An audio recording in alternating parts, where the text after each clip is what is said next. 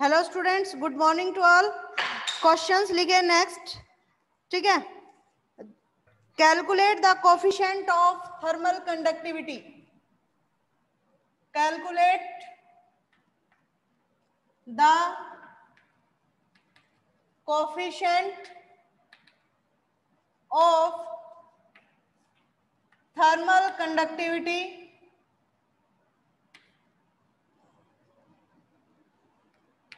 calculate the coefficient of thermal conductivity K of hydrogen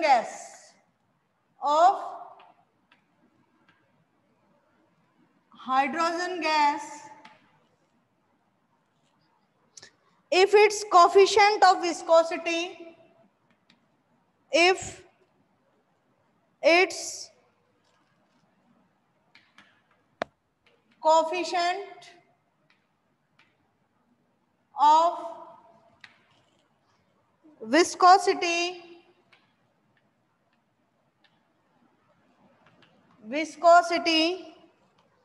neta equal to 8.6 into 10 raised to power minus 6 in SI units, यानी कि जो नीटा की जो भी unit है वो सारी। Also the value of CV, also the value of CV for hydrogen is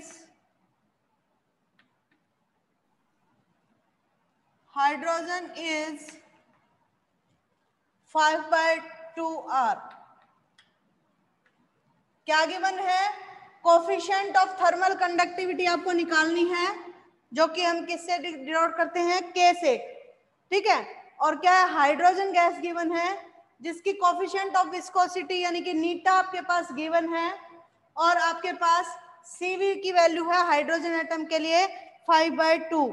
तो आपको किसकी वैल्यू निकालनी है? K की वैल्यू आपको फाइंड आउट करनी है। देखो जो डायरेक्ट क्वेश्चन बेस्ड है सॉल्यूशन इसका, कि आपके पास किसकी वैल्यू गिवन है? हाइड्रोजन एटम की CV, that is 5/2 into R। और किसकी वैल्यू गिवन है? नीटा की वैल्यू गिवन है, के थर्मल कंडक्टिविटी की गिवन है वैल्यू। तो आपको क्या निकालना था? Value of CV for given है। Calculate the coefficient of thermal conductivity, किसकी वैल्यू फाइंड आउट करनी है? थर्मल कंडक्टिविटी, यानी K की वैल्यू आपको फाइंड आउट करनी है। तो आपको पता होना चाहिए रिलेशन। K क्या होता है? K आपके पास होता है नीटा CV। K is the thermal conductivity होती है, और नीटा इज द विस्कोसिटी होती है आपकी। CV क्या है? आपकी वैल्यू ऑफ और specific heat at constant volume हमारे पास गिवन है। तो डायरेक्ट आ जाएगा K इज इक्वल टू नीटा की वैल्यू है 8.6 into 10 raise to power minus 6, और CV आपके पास है 5/2 into R is the gas constant. Value put करके आप किसकी वैल्यू फाइंड आउट कर सकते हो? K की, ठीक है, जो कि 1.78 into 10 raise to power minus 4 लिखे। कोई -6 में निकाल रहा है, कोई 8 में निकालना है। Everything is right. ओके, सबकी वैल्यू आपकी सही है। गुड। नेक्स्ट क्वेश्चन है आपका, फाइंड द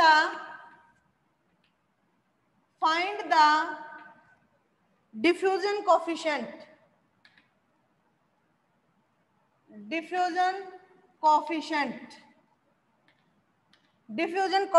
D, ठीक है।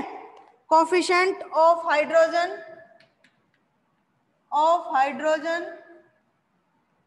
in standard condition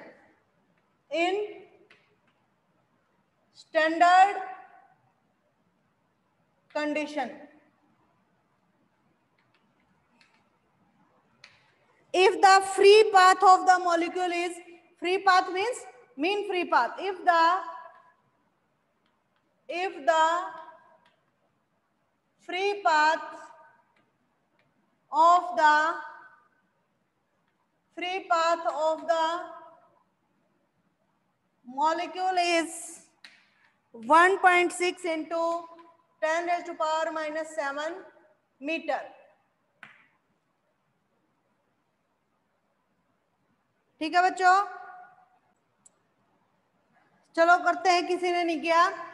coefficient for diffusion कितना होता है 1/3 न्यू बार लैम्डा, ये हमने निकाला था coefficient transport phenomena for mass किया था तो हमने कोफिशिएंट फॉर डिफ्यूजन निकाला था, ठीक है। इसका एक्सप्रेशन हम निकाल चुके हैं, डायरेक्ट फॉर्मूला बेस्ड है। देखो find the coefficient of diffusion, coefficient of diffusion निकालना है किसका, हाइड्रोजन। देखो कि इसका क्या यूज है हाइड्रोजन के लिए। In standard condition if the free path of the molecule is 1.6 into 10 raised to power minus 7 metre, free path यानी कि लैम्डा की वैल्यू आपके पास गिवन है, तो कोफिशिएंट ऑफ डिफ्यूजन क्या होता है 1/3 new bar into lambda. New bar is the average speed of the molecules, तो न्यू बार क्या होता है 8 kT/m, तो न्यू बार की वैल्यू हम यहाँ यूज करते हैं, तो कोफिशिएंट ऑफ डिफ्यूजन डी क्या आ जाएगा हमारे पास λ/3 स्क्वायर रूट ऑफ 8 kT/m, ठीक है 8 kT/m। बच्चों अब देखो लैम्डा की वैल्यू गिवन है हमारे पास, कितनी गिवन है, lambda is equal to 1.6 into 10 raised to power minus 7 metre, ठीक है। मीन फ्री पाथ गिवन है, 3 कांस्टेंट है, डी हमें कैलकुलेट करना है, 8 अगेन कांस्टेंट है, के क्या होता है आपका बोल्ट्जमैन कांस्टेंट, और बोल्ट्जमैन कांस्टेंट की वैल्यू कितनी होती है आपके पास के, ये 1.38 into 10 raised to power minus 23 joule per kelvin, ये एग्जाम में मिलेगी। टी क्या है आपका टेम्परेचर, अब कौन सा टेम्परेचर ले स्टैंडर्ड, तो स्टैंडर्ड कंडीशन कौन सी है 273 केल्विन वाली, ठीक है।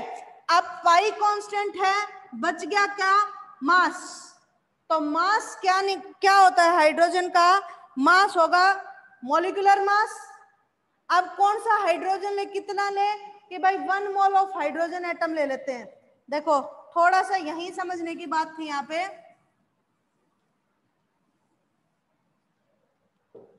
क्या आ गया हमें क्या निकालना है डी होता है आपके पास λ/3 स्क्वायर रूट ऑफ 8 kT/m।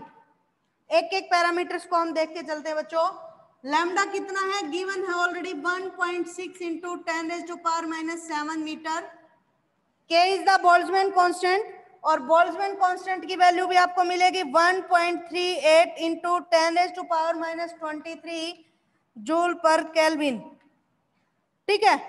उसके बाद है बच्चों T temperature is standard temperature that is 273 kelvin. मैं आपको बात बताऊंगी कि भाई हम केल्विन स्केल ही जनरली क्यों लेते हैं, थर्मोडायनेमिक्स में हमने डिग्री सेल्सियस क्यों नहीं लिया, इसको एक डिटेल एक टॉपिक है वो आपके सिलेबस में नहीं है बट पता होना चाहिए। Small m mass of the hydrogen molecular क्या होता है कैपिटल M/n, ठीक है। तो अब कितना ले 1 मोल ऑफ हाइड्रोजन एटम ले लेते हैं क्योंकि स्टैंडर्ड कंडीशन है, तो 1 मोल ऑफ हाइड्रोजन का मॉलिक्यूलर मास कितना होता है 1 मोल ऑफ गैस का जो आपका मॉलिक्यूलर मास है, ठीक है, वो कितना होता है बच्चों 2 ग्राम, दैट इज 0.002 kg, ठीक है, ये आपको पता होना चाहिए। और n जो आपका एवोगाड्रो नंबर होता है 6.023 into 10 raised to power minus 23, ये भी आपको गिवन मिलेगा पेपर में, k की वैल्यू भी आपको गिवन मिलेगी, ठीक है। तो अब यहां से अपने पास स्मॉल m की वैल्यू भी आ गई, t की वैल्यू आ गई, k की वैल्यू आ गई, लैम्डा आपके पास है, तो d आप बहुत इजीली फाइंड आउट कर सकते हैं। तो d कोफिशिएंट ऑफ डिफ्यूजन क्या आ जाएगा λ/3, यानी लैम्डा की वैल्यू कितनी है 1.6 into 10 raised to power minus 7 divided by 3, ठीक है, स्क्वायर रूट ऑफ 8 के, बोल्ट्जमैन कांस्टेंट कितना होता है 1.38 into 10 raised to power minus 23, temperature is 273 kelvin divided by pi की वैल्यू पुट कर लेते हैं 3.14 into m mass of the hydrogen, तो molecular mass 0.002 kg divided by 6.023, n की वैल्यू जो 10 raised to power minus 23, इन सबको कैलकुलेट कर लेना बच्चों, और कैलकुलेट करके जो कोएफिशिएंट ऑफ डिफ्यूजन आएगा आप कैलकुलेटर से कैलकुलेट कर लेना। 9.1 इंटू 10⁻⁻5 मीटर स्क्वायर पर second, that is the value for diffusion constant. ठीक है। The viscosity of gas is, the viscosity of a gas is, viscosity of a gas is 2.25 into 10⁻⁻4 units, और कौन सी unit? CGS। The RMS velocity of the molecule is, the RMS root mean square velocity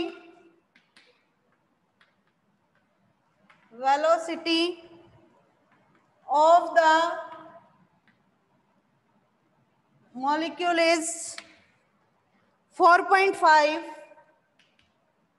into 10⁻⁴ centimetre पर second. ठीक है, centimetre पर second. And the density of the gas, and the density of the gas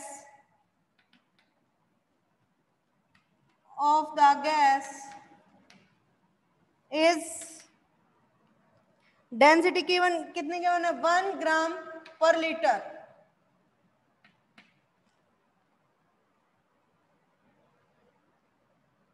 one gram per liter. Calculate the mean free path of the molecule. Calculate the mean free path of the molecule. क्या given है बच्चों? देखो question क्या है आपके पास कि कोई sample ले रखा है, यानी कोई भी गैस है, उसकी जो viscosity means निट्टा 2.25 into 10⁻⁻4 CGS unit में है, और जो रूट मीन वेलोसिटी है, ठीक है, वो कितनी है आपकी? 4.5 इंटू 10⁻⁴ सेंटीमीटर पर सेकेंड। एंड द डेंसिटी यानी कि रॉ गिवन है आपके पास 1 ग्राम पर लीटर। तो आपको कैलकुलेट क्या करना है? Find the value of lambda. Lambda यानी मीन फ्री पाथ। क्या था बच्चों? देखो सॉल्यूशन करते हैं हम इसका। तो आपके पास बच्चों नीटा क्या होता है? Eta is equal to 1/3 rho nu bar lambda. Rho देखो यहां जब हमने स्मॉल mn लिखा था 1/3 mn new bar lambda, mn ही क्या होता है आपका? न्यू बार होता है, सॉरी mn ही आपका क्या है? Rho density. तो बच्चों नीटा 1/3 mn, जो स्मॉल मास था n, क्या लेते थे हम? n number of molecules per unit volume. Per unit volume इसी में आ गई थी। ये मास तो ये mn वाला क्या बन गया था आपका? डेंसिटी बन गया था, याद हो तो आपको। तो नीटा 1/3 mn न्यू बार लैम्डा। तो आपके पास देखो विस्कोसिटी गिवन है, नीटा की वैल्यू दैट इज 2.25 इंटू 10⁻⁻4।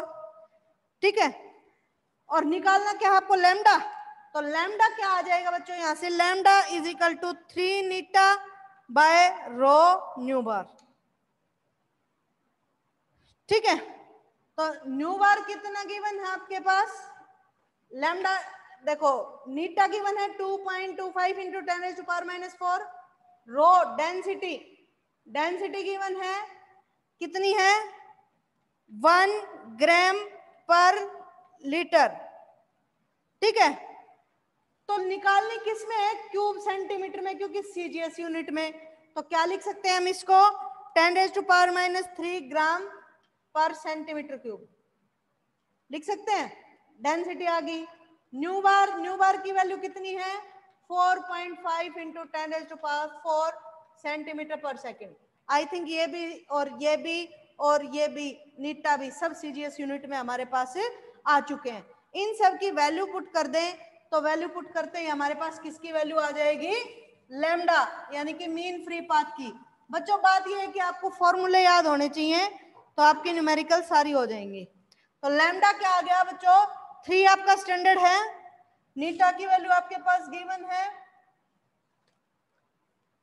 ठीक है। नीटा की वैल्यू कितनी गिवन है, 2.25 इंटू 10⁻⁻⁴, ठीक है। और रो की वैल्यू 10⁻⁻³ और न्यू बार 4.5 इंटू 10⁻⁴, ठीक है। इसको कैलकुलेट करना, सीजीएस में है तो किस में आएगा ये, अब सेंटीमीटर में, सीधी सी बात है, ठीक है। तो क्या आ जाएगा, आप इसको कैलकुलेट करना, 1.4 इंटू 10⁻⁻⁵ जो लिखा था वो मैंने बता दिया, इसको कैलकुलेट करना और सारी वैल्यू आपके पास गिवन है, ठीक है बच्चों। मैम वो तो रूट मीन स्क्वायर वैल्यू है, एवरेज स्पीड थोड़ी ना है।